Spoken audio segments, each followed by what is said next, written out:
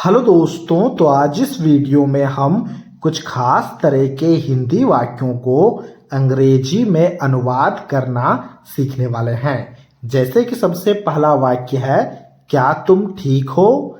इसी प्रकार का दूसरा वाक्य है, क्या तुम थके हुए हो। तो इस तरह के हिंदी वाक्यों को कैसे हम अंग्रेजी में अनुवाद करेंगे, यही हम आज के इस वीडियो में सीखने वाले हैं। तो शुरुआत हम सबसे पहले वाक्य से करते हैं। देखो, लिखा गया है क्या तुम ठीक हो। तो क्या लिखा गया सबसे पहले ना, तो इसीलिए अब हम यहाँ पर सबसे पहले आर लिखेंगे। तो हमने यहाँ पर सबसे पहले आर लिखा। अब आर हमने क्यों लिखा ये मैं बता रहा हूँ, ठीक है। तो फिर देखो, लिखा गया है तुम। तुम का अंग्रेजी में मतलब क्या होता है? तुम का अंग्रेजी में मतलब होता है यू। तो हमने यहाँ पर यू लिखा। अब बताओ, यू के साथ में क्या लगता है? इज, एम या फिर आर? आर लगता है ना, इसीलिए हमने सबसे पहले यहाँ पर आर लिखा है। तो ये हो गया आर यू, मतलब क्या तुम हो, क्या हो, ठीक हो। ठीक होना का अंग्रेजी में मतलब क्या होता है?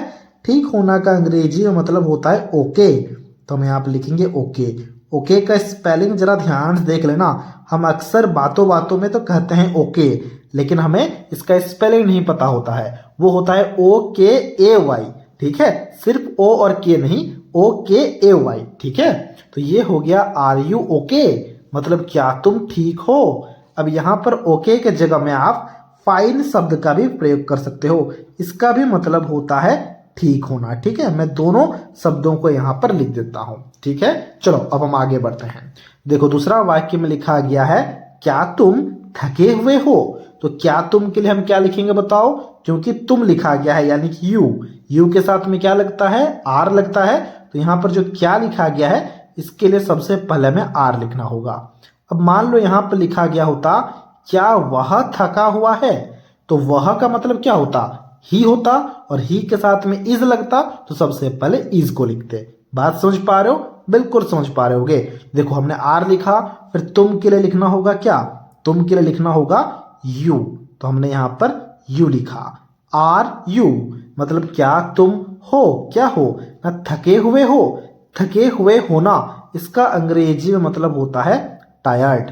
तो हमने यहाँ पर लिखा थके हुए के लिए टायर्ड। स्पेलिंग को जरा ध्यान से देख लेना।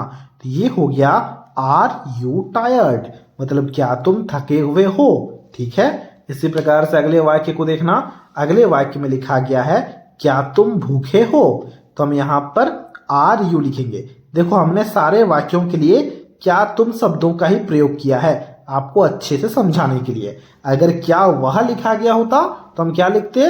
इज ही, अगर पुरुष है तो। और अगर स्त्री होती तो हम लिखते इज सी, ठीक है। इस बात को आप समझ पा रहे होगे। अब देखो, यहाँ पर हम क्या करेंगे ना, आर हमने लिखा, तुम के लिए हम लिखेंगे यहाँ पर यू। तो हमने यहाँ पर यू लिखा। आर यू मतलब क्या तुम हो, क्या हो ना, भूखे हो। और भूखे होना का अंग्रेजी में मतलब क्या होता है? भूखे होना का अंग्रेजी में मतलब होता है हंग्री। तो हम यहाँ पर हंग्री लिखेंगे। आर यू हंग्री मतलब क्या तुम भूखे हो। इसी प्रकार से अगले वाक्य को देखना। यह हो गया तीसरे वाक्य का ट्रांसलेशन, ठीक है। अगले वाक्य में लिखा गया है, क्या तुम तैयार हो। अब देखो, क्या तुम के लिए क्या लिखेंगे? क्या तुम के लिए लिखेंगे हम आर यू। इनफैक्ट क्या तुम हो के लिए हमने लिखा आर यू, ठीक है। अब तैयार, तैयार या फिर तैयार होना, इसका अंग्रेजी में मतलब होता है रेडी। तो हमने यहाँ पर रेडी लिख दिया। तो ये क्या बन गया? ये बन गया आर यू रेडी, मतलब क्या तुम तैयार हो। देखो, यहाँ पर क्वेश्चन मार्क को देना नहीं भूलना है, ये सबसे ज्यादा जरूरी है, ठीक है। इसी प्रकार से अगले वाक्य को देखना। अगले वाक्य में क्या लिखा गया है ना, लिखा गया है, क्या तुम दुखी हो। अब क्या तुम के लिए क्या लिखेंगे? क्या तुम के लिए लिखेंगे हम आर यू। तो हमने यहाँ पर लिखा आर यू। अब दुखी हो, दुखी होना का अंग्रेजी में मतलब क्या होता है? वो होता है सैड। तो हम यहाँ पर सैड लिखेंगे।